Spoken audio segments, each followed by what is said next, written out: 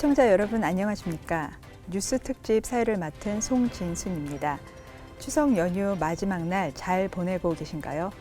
더도 말고 덜도 말고 한가위만 같아라 라는 말이 있죠. 풍성한 하나님의 은혜 느끼시길 바라겠습니다. 1부에서는 주로 한국교회가 생각해 봐야 할 문제들을 짚었다면 2부에서는 조금 더 희망적인 이야기를 하고 싶은데요. 두 분 교수님께 여쭙겠습니다. 한국교회 상황이 그다지 좋지 않음에도 불구하고 우리는 희망을 찾아야 할 의무가 있다라고 생각합니다. 그럼에도 불구하고 한국교회는 왜 희망을 말해야 하는가? 교회 희망의 근거를 말씀해 주시겠어요?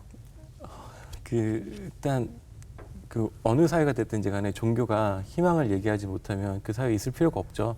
네, 그러니까 교회가 희망을 말해야 한다라는 강박이 드는 것도 마땅한 일이라고 생각을 하고요.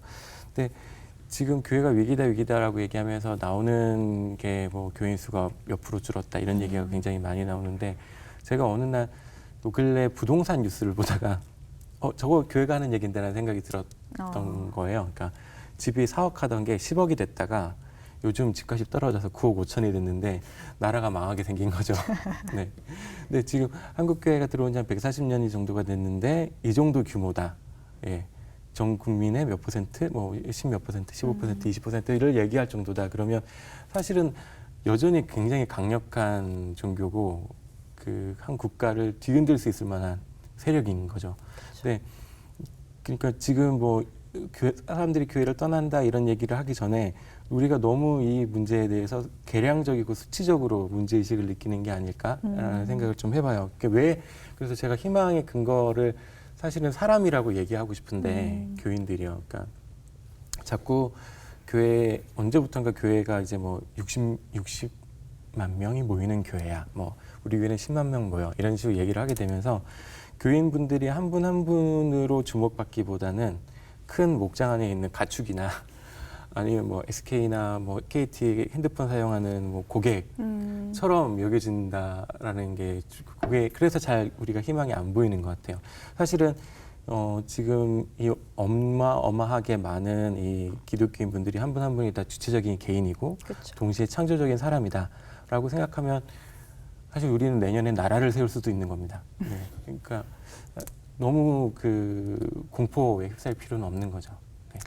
근데 사실은 자본주의 사회에서 교회가 추구하는 가치가 양적 성장이라든가 물량주의에 매몰되는 경우가 많은데요. 그러니까 그런 의미에서 그러한 수치적인 것, 물량적인 것보다는 사실 본질과 사람에 대한 관심이 더 필요하다라고 지적을 해주신 거라고 생각하면 될까요? 네, 네. 네, 고맙습니다. 더 좋아졌네요. 네, 교수님 말씀해 주세요. 저는 한국교회의 희망이 이제 우리 자체적인 어떤 역량에서 찾는 것이라기보다는 이제 성경에서 보면은 인간이 끊임없이 실수를 하고 이스라엘 백성들도 마찬가지로 실수하고 배반하는 역사의 반복이잖아요.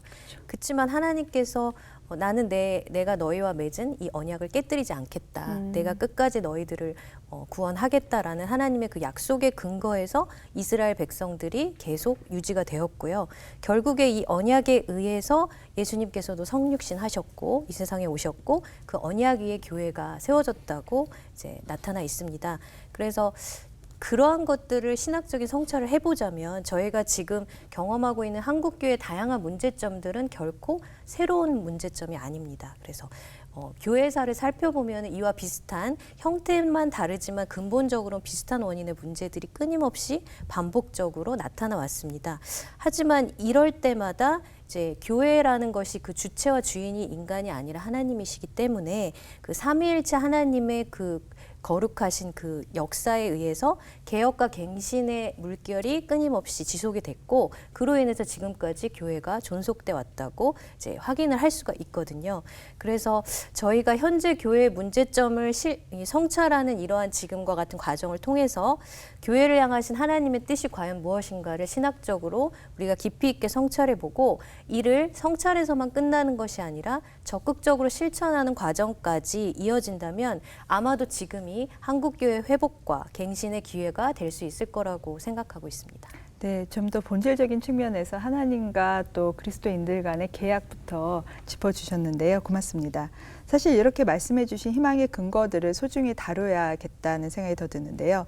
사실 요즘에 교회가 사회와 소통하기 위해서 교회 공간을 지역사회 시민들과 공유를 한다든가 아니면은 교회 내에서도 다양한 직분들이 권력화되는 것을 막기 위해서 직분 대신에 운영위원제를 또 형성하는 그러한 교회들도 있거든요. 또 요즘에 그 기후위기가 심각하다 보니까 이를 통해서 생태적인 예배라든가 기도를 자발적으로 모임을 만드는 그런 교회들도 참 많이 생기는 거를 제가 보고 있습니다. 그런가 하면 온라인 예배를 새롭게 구성하기도 하고요. 이렇듯 희망의 근거를 실현하는 그런 운동들이 자발적인 그런 모임들이 많아지고 있는데요. 또 신학자로서 혹은 또 목회자로서 교인들이 할 수 있는 일이라든가 앞으로 해야 될 일은 어떤 것들이 있다라고 생각하시나요? 뭘 할까도 중요하겠지만 태도도 중요한 것 같아요. 네. 네, 그 뭐 질문하신 거에 대한 정확한 답이 아니라서 죄송하긴 하지만 네, 괜찮습니다. 예를 들면 작은 도서관 되게 많이 만들어요, 교회들이요. 네, 맞죠. 예, 그래서 그 지역사회 어린아이들이 와서 시간도 안전하게 보낼 수 있고 지역사회를 위한 뭐 인문학 강좌도 열고 많이 하죠. 이게 또 작은 교회, 작은 도서관을 만들기가 어렵지가 않거든요. 뭐 10평, 그 다음에 1000권? 뭐 이 정도만 규격을 맞추면 작은 도서관으로 인정받을 수가 있고 교회는 교육 사업을 못하지만 도서관은 평생 교육 사업을 할 수 있거든요. 그렇죠. 그래서 여러 가지 면으로 굉장히 좋아요. 근데 요 근래 기사가 이제 작은 도서관에 대한 기사들이 나오더라고요. 근데 그 타이틀이 그 5년 만에 자립한 교회의 기적 뭐 이런 식인 거예요. 그러니까 마을 도서관을 했더니 지역사회 주민들이 너무너무 좋아하고 그래서 교회가 자립을 했다. 네, 그래서 10평의 기적 뭐 이런 식으로 이렇게 얘기들을 하는 걸 보면 사실은 태도의 문제가 좀 있는 것 같아요. 그러니까 계속해서 우리가 겪고 있는 문제는 우리가 어떤 기술적인 능력이 딸리거나 행정력이 딸려서 생기는 문제가 아니거든요. 맞습니다. 예. 그런데 계속해서 이제 어떤 프로그램을 돌리면 교회에 유익할까라는 그 뭐라 그러죠? 쳇바퀴에서 빠져나오는 작업이 먼저 있어야 될 것 같아요. 네, 그럼에도 불구하고 중요한 거는 교회가 어떠한 그 세상을 바라보는 관심과 태도에 대한 인식을 바꿔가는 작업이 중요하다라고 네, 그게 말씀해 선행돼야 될 것 같아요. 주시는 것 네. 같습니다. 감사합니다. 교수님 어떻게 생각하세요? 저는 이제 우선 대한성공회 교단에 속해 있기 때문에 그 성공회 안에서의 구체적인 예들을 좀 들어보자면은 다양한 형태의 지금 온라인 선교가 이루어지고 있는데요. 이건 뭐 다른 교단도 마찬가지로 코로나로 인해서 온라인 선교가 지금 상당히 구체적으로 진행이 되고 있는데 뭐 교회와 교단 홈페이지나 SNS 같은 것을 통해서 온라인 예배 또 평신도 온라인 교육, 또 동영상 제작 등이 활발하게 진행되고 있습니다. 네, 여기서 주목해야 할 점은 무엇이냐면은 이제 이러한 방식들이 좀 대중적인 방식으로 변화가 되고 있다는 것입니다. 또 그리고 이 온라인을 통해서 초교파적인 활동들이 이루어지고 있는데요. 각 교단의 신학자들이 모여서 함께 웹진을 발간한다든지 아니면 공동으로 온라인 예배나 뭐 세미나에 참여할 기회들이 생성이 된다든지 이러한 것들입니다. 그래서 이러한 변화 속에서 이제 우리 신학자들 혹은 목회자들이 교인들이 해야 할 일들이 무엇일까 그 과제 중에 하나는 이 온라인 공간이라는 곳이 도대체 본질적으로 어떠한 곳이며 신학적으로 어떻게 이곳을 바라봐야 될 것인지에 대한 그러한 성찰이 필요하고요. 그리고 이 시대에 적합한 선교 활동을 하기 위해서 이 온라인 문화를 이해해야 한다는 것입니다. 자, 그래서 우리가 생각해 봤을 때 온라인 문화 속에서 어떻게 그 지금 MZ 세대들이나 온라인 문화에 속해 있는 세대들이 어떤 식으로 이야기를 하고 있고 어떤 소통 방식을 사용하고 있는지에 대한 신학적인 성찰과 이해가 필요하고요. 인간이 건강하기 위해서는 기초 체력이 중요하다고 하잖아요. 그런데 한국 교회 기초 체력이라고 할 수 있는 신학이 점점 약해지고 있다는 생각이 듭니다. 신학과 교회의 관계는 늘 이야기가 되는 부분이기도 한데요. 이 시대 신학함의 중요성 혹은 신학과 교회와의 관계에 대해서는 어떻게 생각하시나요? 일단 신학 작업은 대부분 책상에서 이루어지는데요. 그렇죠. 네. 근데 신학의 질문거리는 교회에서 나와야 되거든요. 맞아요. 예. 근데 교회에서 질문이 안 나와요. 네. 그러니까 지금 그 신학적인 질문이라고 하는 게 정말로 이질적인 존재와 대화를 나누면서 생기는 거거든요. 그러니까 이전에는 고민해보지 못했던 어떤 사회적인 문제가 발생한다라거나 아니면은 우리랑 너무나도 달랐던 어떤 다른 종교인들과의 대화를 나눈다거나 뭐 다른 체제 안에 살고 있었던 사람을 만난다거나 뭐 이러면서 그 사람들과 그런 문제들과 진지하게 만나는 과정에서 질문이라는 게 생기고 그 질문들이 책상 위에 올라와서 신학자들이 머리를 돌리는 거죠. 맞아요. 예. 그런데 지금 교회가 이질적인 사람들과 진지하게 만나고 있질 않은 거예요. 그러니까 오히려 이제 배제해서 바깥으로 내보내 버리고 안을 더 안전하고 평화로운 곳으로 만들고 싶어 하죠. 그러니까 성벽을 쌓고 싶어 하는 거예요. 근데 성벽을 쌓는 데는 철학자가 필요한 게 아니라 기술자가 있으면 되는 거거든요. 근데 그러니까 교회는 신학자들은 교회에서 뭔가 재미나는 고민할 거리가 안 생기니까 그냥 그 대학에서 전임 자리를 차지하기 위한 논문 편수를 맞추는 작업만 주구장창 하고 있는 것이고 교회들 입장에서는 신학자들은 딱히 필요가 없으니까 신학자들에게 뭔가를 잘 묻지도 않고 신학자들이 하는 얘기를 귀담아 들을 필요도 없는 거죠.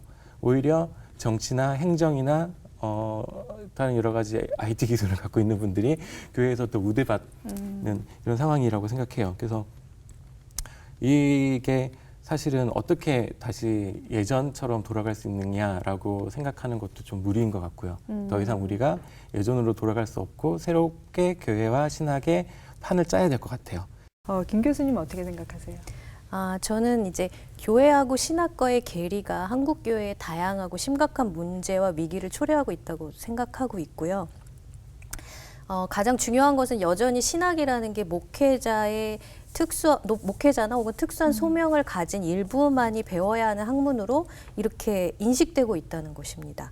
자, 그렇지만 이제 신학이라는 것이 그런 것이 아니잖아요. 모두에게 우리 그리스도인이라면 모두가 알아야 될 것이고 성경을 기반으로 한 하나님을 아는 지식이라고 이제 성서에는 표현이 되어 있는데 모든 그리스도인들이 일생에 걸쳐서 알아야 하고 가장 중요한 지식과 지혜입니다.